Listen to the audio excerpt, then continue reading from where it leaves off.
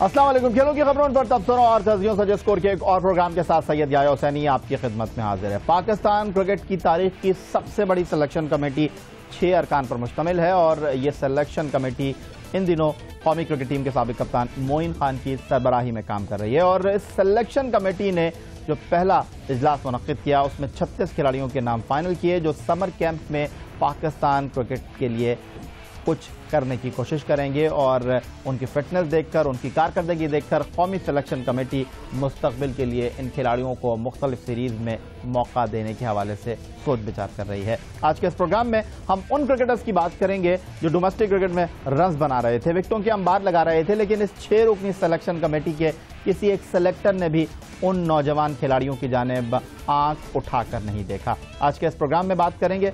सबसे पहले एक नजर आज के टॉप स्कोरर पर।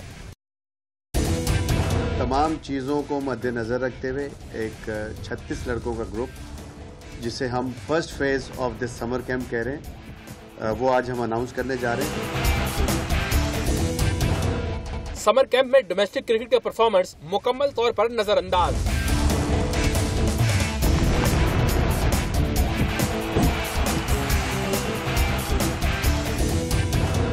नई कौमी सिलेक्शन कमेटी के रवैये पर साबिक टेस्ट कप्तान मोहम्मद यूसुफ बरहम।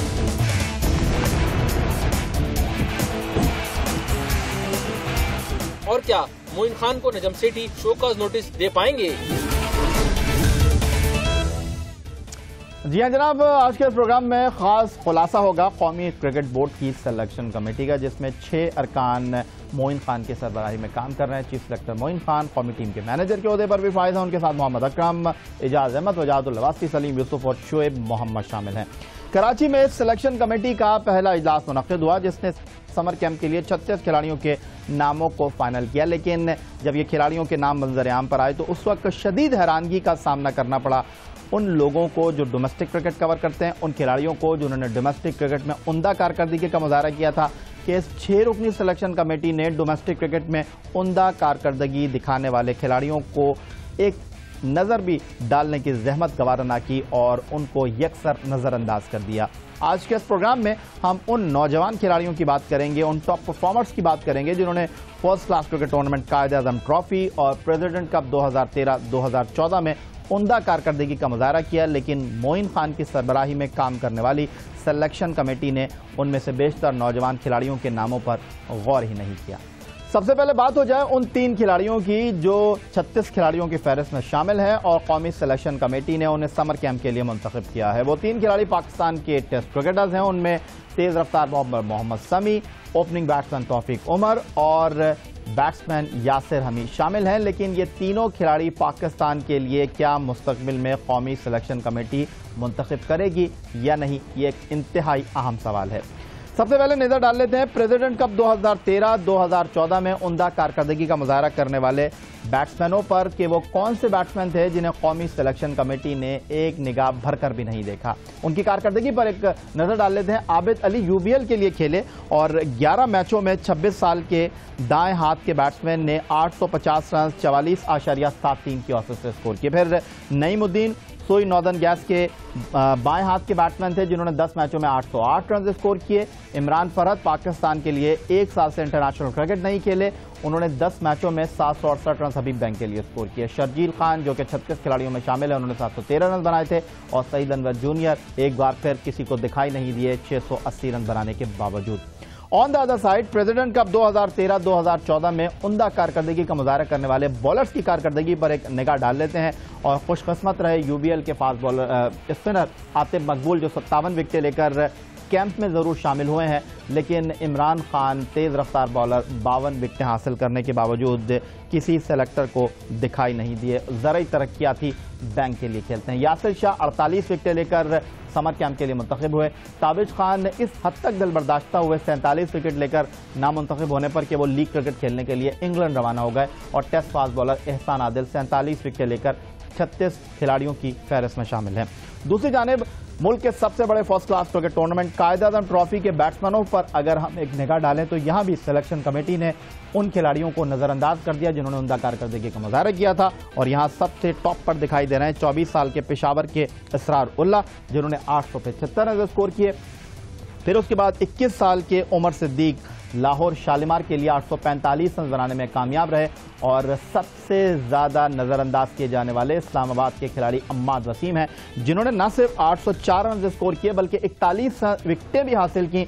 लेकिन इस कारकर्दगी के बावजूद अम्माद वसीम बिल्कुल नजरअंदाज कर दिए गए और वो सवाल कर रहे हैं कि अब वो क्या करें, कौन सी कारकर्दगी दिखाएं कि उन्हें किसी कैंप में भी बुलाया जा सके। 7 साल पहले इंग्लैंड का दौरा कर चुके हैं पाकिस्तान अंडर 19 के साथ।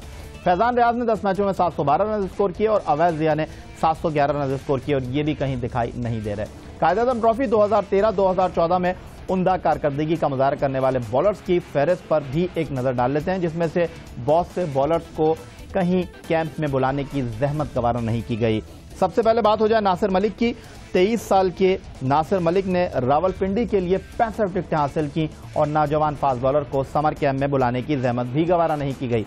फिर हसीब आजम इस्लामाबाद के लिए रावलपिंडी के बॉलर हैं, 27 साल के दाएं हाथ के तेज बॉलर हैं, इन्होंने 51 विकेटें हासिल की। इस्लामाबाद के 28 साल के शहजाद आजम हैं, जिन्होंने कायद-ए-आज़म ट्रॉफी में 51 विकेटें हासिल की और ये वो कारकर्दगी थी जिसकी वजह से इस्लामाबाद ने फाइनल के लिए क्वालिफाई किया। फिर कराची के नौजवान 21 साल के बॉलर मीर हमजा हैं, बाएं हाथ के मीडियम फास्ट बॉलर हैं और 45 विकेटें ये हासिल करने में कामयाब रहे, लेकिन इनको भी सेलेक्टर ने समर कैंप में बुलाने की जहमत गवारा नहीं की। और फिर गौहर फयाज हैं, जिन्होंने 42 विकेटें हासिल की। तो अंदाज़ा किया जा सकता है कि डोमेस्टिक क्रिकेट में उम्दा कारकर्दगी का मुजाहरा करने वाले नौजवान कहीं कौमी सिलेक्शन कमेटी को दिखाई नहीं दिए। 1-2 सेलेक्टर्स मुश्तमिल की सिलेक्शन कमेटी होती तो शायद बात समझ आती, लेकिन ये वो सिलेक्शन कमेटी है जिसमें नेशनल अकेडमी के साबिक fast bowling coach Mohammad Akram भी शामिल हैं। इस सिलेक्शन कमेटी में 2 विकेट कीपर्स मोइन खान और सलीम यूसुफ की शक्ल में मौजूद हैं। सिलेक्शन कमेटी में 3 बैट्समैन एजाज अहमद, शोएब मोहम्मद और वजाहतुल्लाह वास्ती की शक्ल में मौजूद है, लेकिन कायद-ए-आज़म ट्रॉफी में रन्स और विकेटें हासिल करने वाले भरपूर अंदाज में नजरअंदाज कर दिए गए। 36 खिलाड़ियों में कायद-ए-आज़म ट्रॉफी में उम्दा कारकर्दगी का मुजाहरा करने वाले नौजवानों के लिए कोई जगह ही नहीं बनी। इस तमाम सूरत हाल पर खुलासा करेंगे, गुफ्तगू करेंगे और ब्रेक के बाद टेलीफोन लाइन पर हमारे साथ मौजूद होंगे पाकिस्तान क्रिकेट टीम के former test captain Mohammad Yusuf.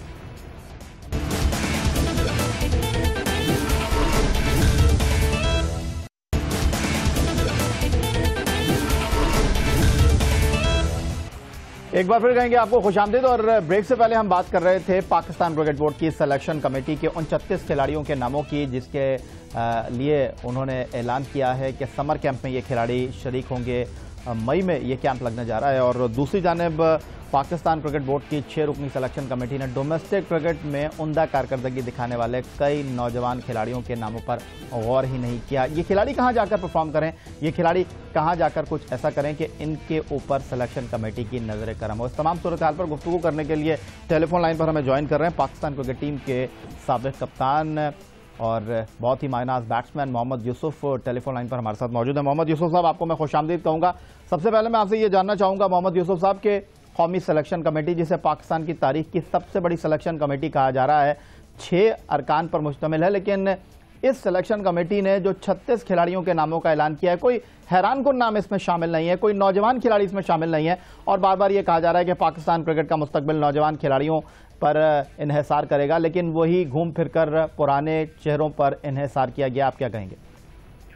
नहीं, आप बिल्कुल सही कह रहे हैं कि इससे बड़ी सिलेक्शन कमेटी मैंने पहले नहीं देखी और इसके अलावा जूनियर अलहदा है, ये पहली बार देखा है और कोई नया लड़का मेरा ख्याल है ऐसा मैंने नहीं देखा जिसमें हो।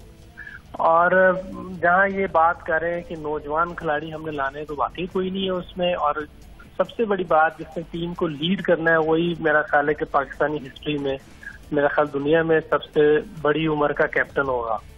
तो ये पाकिस्तान के, मैं समझता हूँ कि जो भी जिसने भी डिसीजन लेना है इस बार पाकिस्तानी कौम को, पाकिस्तानी मीडिया को, जब जो भी नताइज आए, अगर गलत नताइज आए तो किसी प्लेयर्स को या बाद में कैप्टन को रिजाइन करने के लिए ना कहा जाए। उस टाइम फिर पूरी कौम जो है, जो जिन लोगों ने ये किया होगा, जैसे क्रिकेट बोर्ड है, चेयरमैन है, सिलेक्शन कमेटी है और कोचेज जो भी हों, वो इसके जिम्मेदार होंगे। हर बार की तरह प्लेयर्स को ना रगड़ा दें या कैप्टन को आगे जबरदस्ती जो है रिजाइन ना करवाएं। जो ये कर रहे हैं उनसे पूछा जाए, जो अपनी मर्जी से सब कुछ कर रहे हैं ना, सारी चीजें सामने हैं, उसके बावजूद वो गलत डिसीजन ले रहे हैं। इसकी जो मेन वजह है वो जो भी क्रिकेट बोर्ड में है जो सिस्टम खराब है, फिर सारे इसकी जिम्मेदारी लेंगे। मोहम्मद यूसुफ साहब, आप भी पाकिस्तान क्रिकेट टीम के कप्तान रहे हैं, आपने भी पाकिस्तान क्रिकेट में बड़े नशे व फराज देखे हैं, आपके साथ भी कई बार ज्यादती की गई, मेरिट पर होते हुए भी आपको नजरअंदाज किया गया, लेकिन पाकिस्तान क्रिकेट में कई क्रिकेटर्स को शामिल किया गया है, लेकिन ऐसा दिखाई दे रहा है कि सिर्फ चंद मखसूस क्रिकेटर्स हैं जिनको बहुत ज़्यादा नवाजा जा रहा है। बिलखुसूस पाकिस्तान क्रिकेट टीम की सिलेक्शन कमेटी के सरबराह और कौमी टीम के साबिक कप्तान मोइन खान बैक वक्त 3 ओहदों पर काम कर रहे हैं। टीम के मैनेजर भी हैं, चीफ सिलेक्टर भी हैं और कोच के इंतखाब के लिए बनने वाली कमेटी को भी लीड कर रहे हैं। देखिए, मोइन भाई हमारे बड़े हैं और मैं इज्जत भी बहुत करता हूँ, मैं कैप्टन भी रहे हैं, खेला भी हूँ, लेकिन अगर एक चीज सिर्फ देखी जाए कि जब वो चीफ सिलेक्टर हैं और पाकिस्तान में होंगे ही नहीं, वो टीम के साथ टूर कर रहे होंगे, तो लड़कों को कैसे देखेंगे। मुझे सिर्फ ये थोड़ा सा है, अगर वो एक जॉब ले लें जो भी लेनी है, तो उस पर अगर ये फोकस करें तो मेरा ख्याल पाकिस्तान के लिए बेहतर होगा। मोहम्मद यूसुफ साहब, बार बार ये बात हो रही है कि मोहम्मद अकरम साहब जो पाकिस्तान क्रिकेट टीम के माजी में बॉलिंग कोच रहे, अब नेशनल क्रिकेट एकेडमी में जिम्मेदारियां दी गई हैं कि भाई बात लोग करते थे कि पाकिस्तान में आप भी उन लोगों में शामिल थे कि एक दो टेस्ट मैच खेलने वाले माजी में सिलेक्शन कमेटी का हिस्सा रहे, लेकिन मोहम्मद अकरम इस सिलेक्शन कमेटी में मौजूद हैं, लेकिन मोहम्मद समी को वापस लेकर आए हैं। आपको लगता है कि मोहम्मद समी की क्रिकेट बाकी है?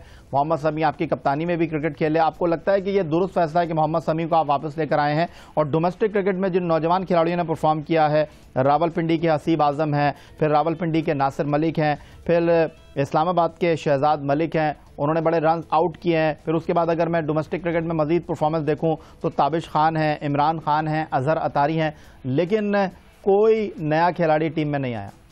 जी, इसमें यही है कि अपना, इसमें तो कोई शक नहीं है कि अगर उसने परफॉर्म किया, मैंने राशिद भाई से भी ये सुना था टीवी पे कहीं बैठे, उन्होंने भी कहा था कि समी को वापस आना चाहिए, वो पाकिस्तान में उसकी पेस भी है और परफॉर्म भी कर रहा है। तो अगर ये दोनों चीजें हुई हैं तो फिर लाए तो फिर ठीक है, अगर ये नहीं हुई तो फिर चाहे किसी ने 100 टेस्ट खेले हो या 10 टेस्ट खेले हो, दोनों ही गलत है। मोहम्मद यूसुफ साहब, एक सबसे इंपॉर्टेंट सवाल है और वो ये कि एक बार फिर इस समर कैंप के लिए जिन पुराने खिलाड़ियों को पाकिस्तान क्रिकेट बोर्ड ने मुंतखब किया है, उनमें तौफीक उमर शामिल हैं, इमरान फरहद शामिल है, फैसल इकबाल शामिल हैं और कई ऐसे खिलाड़ी हैं जो माजी में भी घूम फिरकर पाकिस्तान क्रिकेट का कहीं ना कहीं हिस्सा जरूर रहे थे। यासिर हमीद उनमें शामिल हैं, यासिर शाह उनमें शामिल हैं, लेकिन ऐसा लगता है कि ये खिलाड़ी सिर्फ कैंप तक ही महदूद रहते हैं। अगर इन खिलाड़ियों को नहीं खिलाना तो फिर बार बार घूम फिरकर इनकी तरफ क्यों देख रहे हैं? क्योंकि कौमी सिलेक्शन कमेटी ने यह भी कहा कि इन खिलाड़ियों को इसलिए भी रखा गया है कि मीडिया बहुत ज्यादा बात करता है कि पुराने खिलाड़ियों को नजरअंदाज कर दिया गया है, लेकिन अगर इन पुराने खिलाड़ियों को ही आपने समर कैंप में रगड़ा लगाना है तो फिर इन खिलाड़ियों को आप कहीं काउंटी क्रिकेट खेलने भेज देते ज्यादा बेहतर नहीं होता? नहीं, सबसे पहली बात है कि काउंटी में अगर किसी को कॉन्ट्रैक्ट मिल रहा होता तो इन्हें जरूर जाना चाहिए था, और अगर इनको बुलाया है चेक करने के लिए कि ये वापस इन्होंने कोई अपने अंदर वो तब्दीली लाए हैं जिन कमियों की वजह से, गलतियों की वजह से ये बाहर हुए थे, तो वो देख लें। अगर वो चीजें इन्होंने काबू की हैं, इनको बेहतर किया है, तो मेरा ख्याल है चांस दे देना चाहिए। इनमें तौफीक उमर एक ऐसा प्लेयर है टेस्ट का कि मेरा ख्याल है कि उसने परफॉर्म भी किया हुआ है। अगर उसको आप चांस दें टेस्ट क्रिकेट में, वनडे या T20 में, तो उसको नहीं आप खिलाते। अगर उसको टेस्ट में चांस दें तो मेरा बेहतर वो परफॉर्म करता है। एक आखिरी सवाल जाते जाते मोहम्मद यूसुफ साहब आपसे मैं ये करना चाहूंगा कि पाकिस्तान क्रिकेट बोर्ड की सिलेक्शन कमेटी, जिस तरह इब्तिदा में मैंने आपसे कहा कि तारीख की सबसे बड़ी ये सिलेक्शन कमेटी है और सिलेक्शन कमेटी में 6 अफराद शामिल हैं और ज़्यादातर वो खिलाड़ी हैं जो 90 की दहाई में पाकिस्तान के लिए खेले और जिनके टेस्ट मैचों की तादाद भी ज़्यादा है। आपको लगता है कि सलीम यूसुफ, शुएब मोहम्मद, मोहम्मद अकरम जो नेशनल क्रिकेट एकेडमी में शामिल हैं, इजाज़ अहमद, वजाहतुल्लाह वास्ती, जिस तरह आपने कहा कि चीफ सेलेक्टर मोइन खान तो टीम के साथ होंगे, वो तो टीम को जाकर देख ही नहीं सकते डोमेस्टिक क्रिकेट के मैचों को, तो आपको लगता है कि जो ये 5 सेलेक्टर्स हैं ये खुद भी बहुत सी जगहों पर जॉब कर रहे हैं, ये फर्स्ट क्लास क्रिकेट के मैचों को फॉलो कर सकेंगे या वही पुरानी कहानी रहेगी? अगर तो पुरानी कहानी रही तो फिर तो पाकिस्तान का बहुत नुकसान है। अगर ये सब नहीं गए, इंक्लूडिंग मोइन भाई को सबके साथ यहाँ सारे मैच देखने चाहिए। अगर वो नहीं जा सकते तो मेरा ख्याल है उन्हें स्टेप डाउन कर देना चाहिए, क्योंकि ये बहुत जरूरी है कि आप खुद लड़कों को जाके देखें। अगर आपने स्कोर शीट पे जाके लड़के सिलेक्ट करने हैं तो फिर जैसे पहले रिजल्ट आए अब भी वैसे ही आए। हमारा खुद जाके वहाँ सारे लड़कों को देखना, जिन कुछ लड़के होते हैं जिनको आपने चेक करना होता है, उनके आप रोजाना जाके मैच देखें जहाँ हो रहे हैं। उसकी सबसे बड़ी वजह ये है या भाई कि आपने ये देखना होता है कि कि वो किस तरह की विकेटों पर, किस तरह की सिचुएशन पर, किस तरह की बॉलिंग पर, किस तरह वो रन कर रहे हैं। सही पॉइंट आपने उठाया है। मोहम्मद यूसुफ, हमसे गुफ्तगू करने के लिए और अपनी राय का इज़हार करने के लिए आपका बहुत शुक्रिया। कौमी सिलेक्शन कमेटी के ऊपर बात कर रहे थे पाकिस्तान क्रिकेट टीम के साबिक कप्तान मोहम्मद यूसुफ और तफसील से उन्होंने अपनी राय का इज़हार किया। एक छोटा सा ब्रेक लेते हैं और ब्रेक के बाद कुछ बात करेंगे पाकिस्तान क्रिकेट बोर्ड के सरबराह नजम सेठी और पाकिस्तान क्रिकेट बोर्ड की सिलेक्शन कमेटी के सरबराह पीसीबी की चेयरमैन के मंजूर नज़र मोइन खान कप्तानी के इशू पर बोले और फिर चेयरमैन क्रिकेट बोर्ड ने क्या जवाब दिया, इस पर बात एक छोटे से ब्रेक के बाद।